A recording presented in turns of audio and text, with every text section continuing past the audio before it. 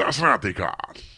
Ok, ég fann svolítið á YouTube sem að ég ætlaði fyrst ekki að gera myndböndum að því að þú veist, ég hugsaði hver mun horfa á þetta en þessi myndbönd eru víst notuð sem YouTube auglýsingar, það þú veist þessi 5 sekúndna myndbönd eða þessi myndbönd sem er í 5 sekúndur sem þú getur klikkað af til að horfa á myndbandið sem að þú virkilega klikkar til að horfa á.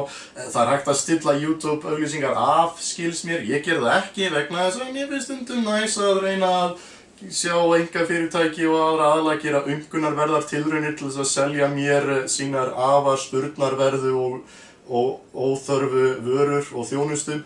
En það er alltaf koma kringum kosningar, alltaf pólitískar auglýsingar inn í þetta líka og þá byrjaði ég að sjá þessar auglýsingar frá kosningar 2017 upprópunarmerki. Afsakið, kosningar 2017 bil upprópunarmerki af því að það ætti aldrei að hafa upprópunarmerki þétt upp við seinasta bókstaf, seinasta orð setningarinnar. En af hverju eru þessar auglýsingar svona ömurlegar?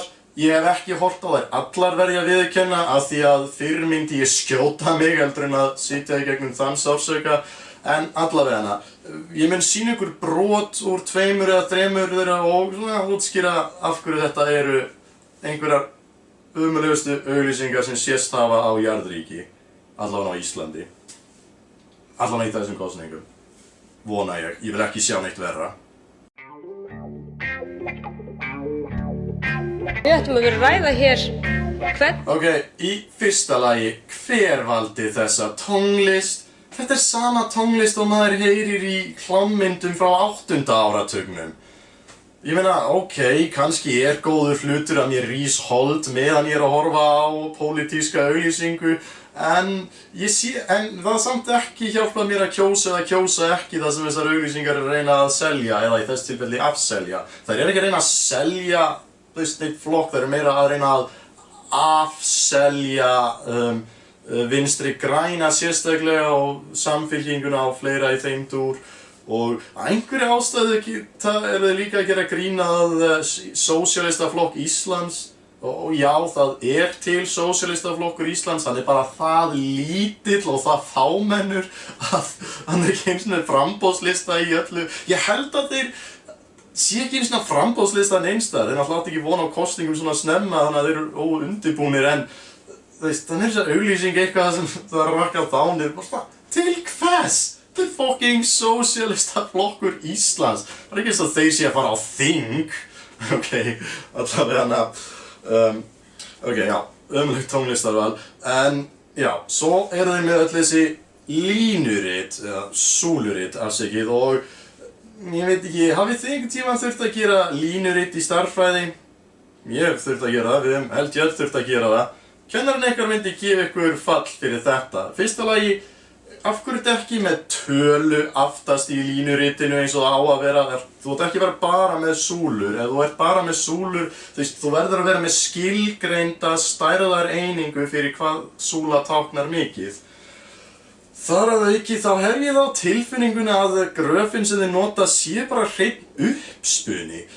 Ég googlaði í 2 mínútur eitthvað different tax rates by country og jú, það kom fram að meðal tekjuskattur, minnir að vera tekjuskattur, launþega í landi, þá kom Ísland upp sem að meðaltali 33%, 34%,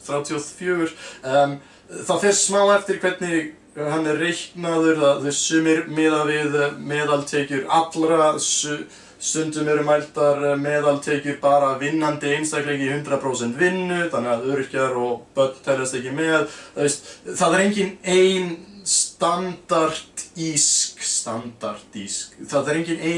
standardiseruð leið sem notuð er í heiminum til þess að mæla skatta í mismunandi lönd, eða tekjuskatta því að mismunandi lönd nota mismunandi staðla eins og ég segi vinnandi aðilar versus allir og svo framvegis. Það skiptir sér niður svo mikið að það er erfitt að finna, sumir líka kjósa að velja tölu sem að henta sínu grafi betur að sjálfsögðu, þannig að ég myndi aldrei fara í einhverjar kosningar og velja flokk bara út frá tölugröfum, það er ekki það er hægt að manipulera það mjög auðveldlega bara með því að spyrja rangra spurninga. En allavega, já, þú veist, ef þú googlar bara tax rates by Iceland þá kemur í ljós að fullt af löndum er borgað miklu hærri skattur en á Íslandi. Og svo var annað, það var þessi auglýsing hér, þar sem að það er verið að vitna í ræðu Steingríms J. Sigfússonar. Ég held þetta hafi verið þegar hann var fjármálaráðherra, en ég er ekki viss. Já, þetta er annað. Þeir taka stundum klippur úr alþingissalnum þegar stjórnmálamenn eru að tala.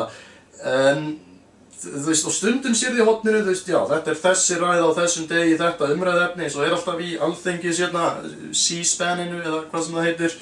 En stundum velja þeir aðrar klippur af alþingismönnum að tala og í þessari þá heyruru, í þessu tiltekna dæmi þá, heyruru hann vera að tala. Þegar vindurinn hefur snúist og stóriðjustefnan er orðin óvinsæl.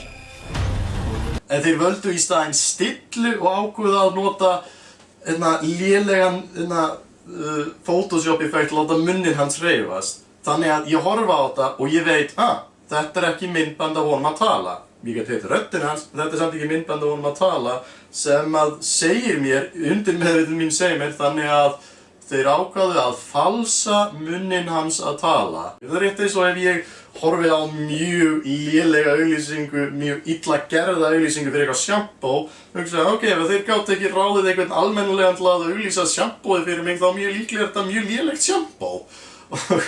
Og eins með þessar stjórnmálaauglýsingar hérna, þetta, þú veist, ég á 11 ára systur sem að gæti gert meira sannfærandi auglýsingu með fucking PowerPoint.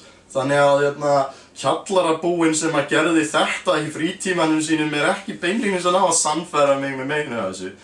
Reyndar eru flest myndböllin með svona mörg likes og svona mörg dislikes, en satt greinlegt er ég ekki sá eini sem að horfir á þessar auglýsingar og hugsa það er skítalikt af þessu. Þannig að ok, núna það sem ég postaði þessu og einhverju munu kannski horfa á auglýsingarnar út af því að ég var að segja ykkur frá það með kannski fleiri sjáðar, þannig að mér finnst ég vera þess vegna ætla ég fyrst ekki að tala þessa YouTube síðu í myndbandinu af því ég vildi einfaldlega ekki auglýsa þá frekar, en í dag gerðist það loks að einhver postaði svona myndbandi á Facebook, ég sá það á veggnum mínum, þannig að mér fannst bara rétt að koma fram og bara ég hef ekki hort á öll myndböndin á kosningar 2017 og sum myndböndin eru meir en ársgömul, þannig að ég greinilega sá þeir kosningarna fyrir eða þeir bara breyttu nafn. En hvað sem því líður þá, já, ef að það að því að málið er margt af því sem þeir tala í auglýsingurum, þá má færa mjög góð rök fyrir að sé, það er mikill sannleikur í hinum af þessum myndböndum. Þeir náttúrulega teygja lopann svolítið og staðreyndirnar hér og þar, en ef að þú vilt segja hluti, ef þú vilt koma með góða argument gegn því að kjósa Vinstri græna og Samfylkinguna, öll þessi argument eru þegar til staðar, þú þarft ekki að koma með einhvern þvílíkan áróður þar sem að blóð lekur niður skjáinn þegar að Steingrímur J. að halda ræðu eða þú þarft ekki að vera með þessa ömurlegu tónlist eða þessa drungalegu tónlist, þessi var þetta í stórið í myndbandinu, þú veist. Var einhver kani sem gerði þetta? Af því að þetta lítur virkilega út eins og lélegar lélegar amerískar kosningarauglýsingar.